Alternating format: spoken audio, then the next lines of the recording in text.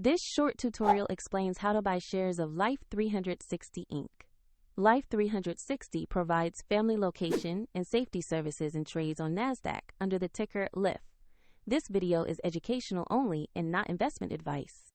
To buy a share, you need a broker, and we will use eToro as an example to show the process. After creating your account, you will normally need to verify your identity with an ID and add funds before you can place an order. Use the platform search box and type the ticker LIF or Life360 to find the listing. Select the NASDAQ result that matches Life360 Inc. to ensure you have the correct stock.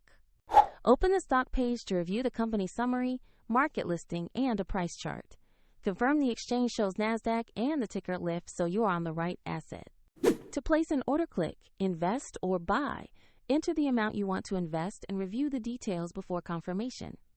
If the market is closed, the order may be queued until it reopens, and if you lack sufficient funds, the platform will ask you to add them before confirming. After purchase, your position will appear in your portfolio or holdings list.